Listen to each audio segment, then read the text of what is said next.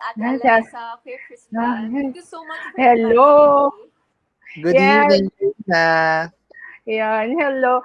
Good Karina, evening as I've po. mentioned, as I've mentioned, no, sabi ko nga sa inyo, sa iyo, rather, bago tayo nag-live, ikaw ang kumukompleto sa Tres Marias kasi yung dalawa last week, Mm-mm. na-guess na namin. Just like what we've asked them in nung Sunday, we would like to ask, how have you been with the training so far? Well, actually, Ate Alexa, we started with face-to-face before the Mm-hmm. ECQ happened. Syempre, because we need to continue. We didn't know kung kailan kasi yung mga dates na we would have to come in with activities. Now, during ECQ, we had online na lang na trainings, especially with Q&A, fitness. Kasi the things that we can do at home, kaya naman yun eh. Well, there are some personal trainings din na ako lang mag-isa, syempre with hair and makeup. Kailangan talaga kasi mag-effort nowadays, especially since it's a kind of a different, parang pageant-ish. I mean, hindi siya yung usual na sanay tayo with, having our team together. Pero now, we have to think of everyone's safety and health. So, ayun, Mm-hmm. pati yung mga small things, kailangan na din kasi aralin. All right. That was like, Karina, the other question I guess that people would normally ask you is, what have you been up to aside from training? Because obviously, malayo ka sa La Union, you're stuck here in Metro Manila because of ang daming, because of the training. So how do you divert yourself? Yes. What do you do aside from the trainings that you do? Well, the pandemic has been really hard. So as you guys know, I'm a student pilot and I had to postpone for a while because it's really unsafe out there. And of course, I'm also thinking about the aviation industry as it is. What I do though, kasi hindi nga ako makapag-travel and you guys know na syempre, I'm into aviation, so gusto ko mag-travel. Ang ginagawa ko na lang is syempre reading books. Kasi I feel that though I'm not in the places na gusto ko, andun ako right now, at least I just turn to books and another world na yung feeling. And recently, I've been very interested in different kinds of genres. Medyo leaning ako sa mga non-fiction na, biographies. I just actually received my copy of Becoming by Michelle Obama. And then recently, Oh. I also finished yung kay Kim Ji-young, born 1982, which had a lot of, insights about yung Korean society. So medyo naano din ako din na parang shocks. I didn't know na parang pag ganito pala yung pagta-travel ko through books, mas lalong nadideepen din yung insights ko. So yun din na-appreciate ko. Kahit pa paano, though, keeping safe, I'm keeping my pandemic or quarantine life very occupied. Ganon. So we have Mm-hmm. another bookworm pala here, partner. 'Di ba last week, din sila, they're also into books. So that's Yeah. really nice to hear, no? Now, Karina, going back to your training, so you mentioned na, syempre, you're still going through the training despite, you're via online na lang, 'di ba? But, anong focus mo ng training mo? Or meron kang binibigyan ng mas maraming time on a specific area of training? I think right now it would really be hair and makeup. Kasi it's one of the, parang dati, it's okay na, konting mga basics lang yung kailangan mo alamin. But right now na everything's virtual, we have these interviews. I'm really focusing on that because come pageant night or even yung mga events leading up to that, we really have to be mindful din kung paano namin i-represent yung sarili namin sa mga tao. So, yung ultimo kung paano namin i-wing yung sa eyeliner or ito, yung sa hair. It was really, medyo nag-struggle din ako kasi when I learned more about, doing hair, doing makeup, talagang some small things matter. Na, alam mo yun, it would lead to big differences. And yun yung nagiging parang appreciation ko right now. Kasi talagang pati yung work ng hairstylist ko and makeup artist, my whole glam team, na iintindihan ko na din siya. So, alam mo yun, parang being a beauty queen right now, mas nag-a-add yung mga parang list of things na we need to know. Pero in a way, it's kind of fun kasi it equips Correct. us naman in the future. Ganun. So I'm assuming ikaw ang gumawa ngayon ng hair and makeup mo. Yes, oo. Tapos kanina kinakabahan nga ako na parang, wait lang, hindi ba baka mamaya mag-straight na to, gano'n. Tsaka pati yung mga ganito, talagang naano din ako. Kanina ko pa siya tinitignan. Parang, okay, next time, kailangan todo ko na ata yung hairspray, gano'n. Normally, how long does it take to prepare for hair and makeup ba? So, ever since I started learning, it was kinda, parang nag-allot ako ng 5 hours. Mm. Kasi, even with the setting, parang gusto ko talaga tansyahin kung paano. And I wanted to do it, parang, alam mo yun, yung pulido na step by step, okay yung mga ginagawa ko. And then Mm. eventually, na-cut ko naman siya to 4 or 3 hours. Gano'n, 3 to 4 hours. Kasi Oo. medyo, alam mo yun, kahit na we're learning slowly, kailangan kasi mabilisan din ng onte. Kahit, alam mo yun, para may skills na, parang muscle memory na lang eh. Even with curling your hair, kung paano mo din gawin yung makeup mo, talagang it's something na you can do repeatedly para masanay and then faster na din yung process kung paano mo gagawin. It's really a skill din, no, partner. Karina, Yes. how about diet? Meron kang kasi syempre nasa bahay lang tayo. How Mm-mm. do you have any dietary ano bang tawag doon? Mga I invoke my right. Joke lang. So, actually, it's so difficult to keep a, strict diet. Kasi, ever since talaga nag-start yung pageant, okay, meron akong diet na at first, sinusundan. Pero, just like everyone else, joke. Pero just like, other people, siguro nag-stray away ako. Especially yung pag-stressed na.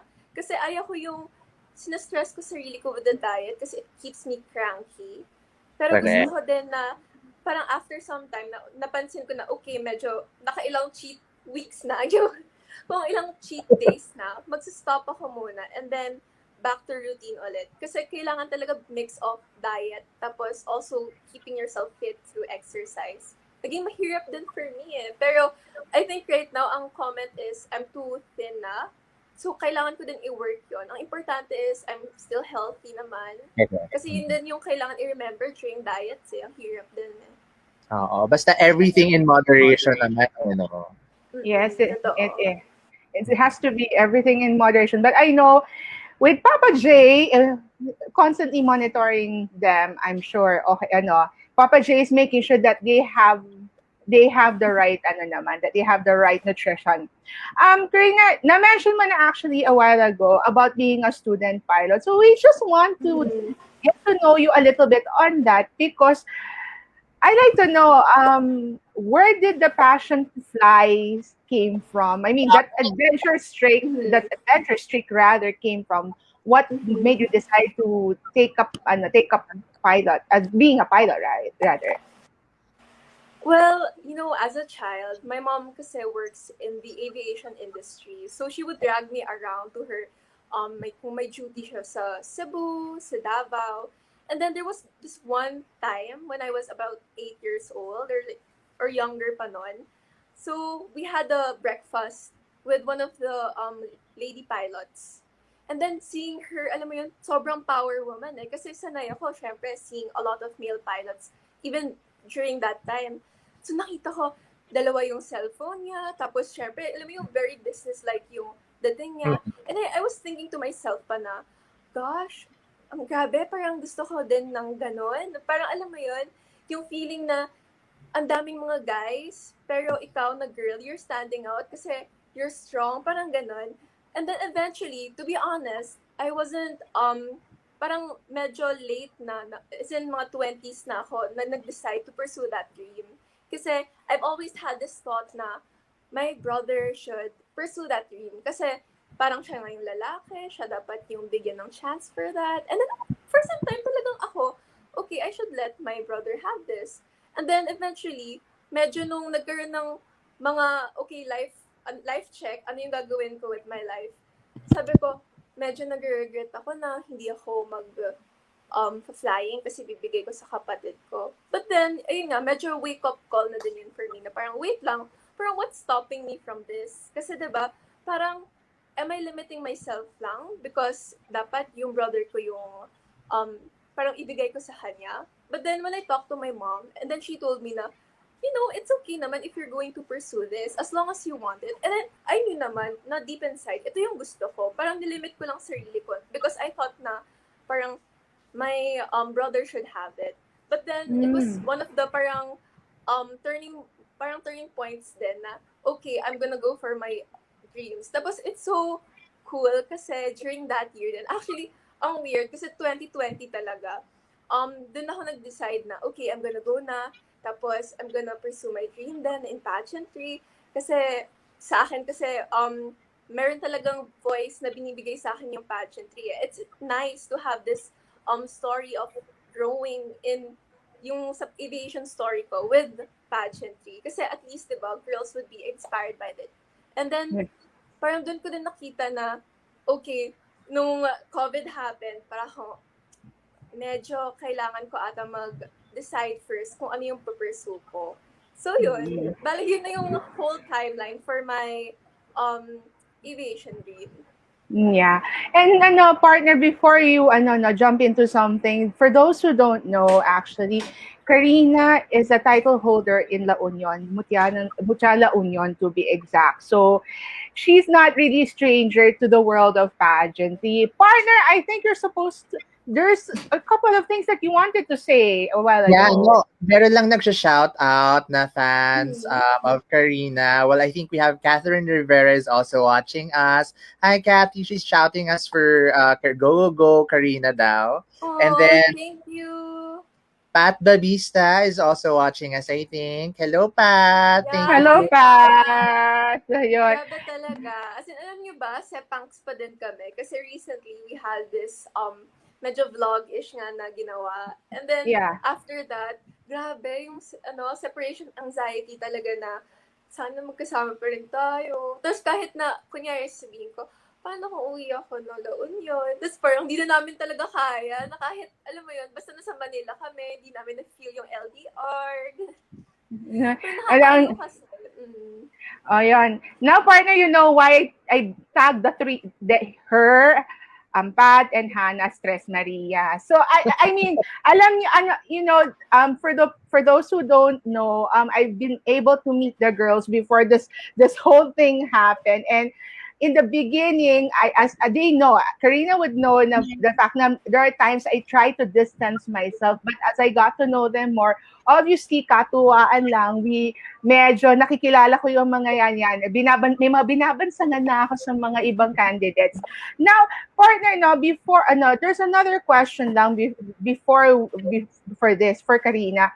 Kasi I found out, partner, surprise, that it seems Carina loves data, as in data analyzing. Kung hindi ako nagkakamay, I read it somewhere that you're into data and you love analyzing data. Is this true? Yeah, so before actually, the aviation story happened with recently, I was an economics major. Well, I am an economics major from De La Salle University. And during those college years, medyo rigorous kasi yung training namin when handling data. I think I fell in love with how economics really bridges stories together. So, what is the relation of X to Y, mga ganon. That's why doon ako naging passionate din with data.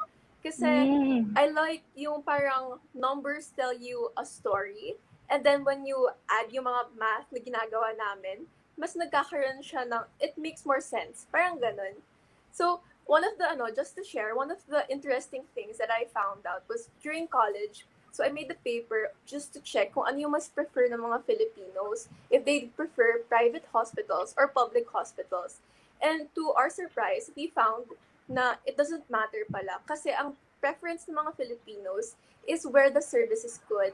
Kasi hindi naman pala ganun ka big deal yung parang kung yung location niya, kung malayo ba, or if public or private. Ang kailangan lang talaga is quality service. So doon ko talaga parang na-apply yung passion ko for data na I feel na I'd like to do rin more in the future. And hopefully, parang apply some kind of parang paano yung sa aviation, kung kailan yung mag-recover, mga ganun.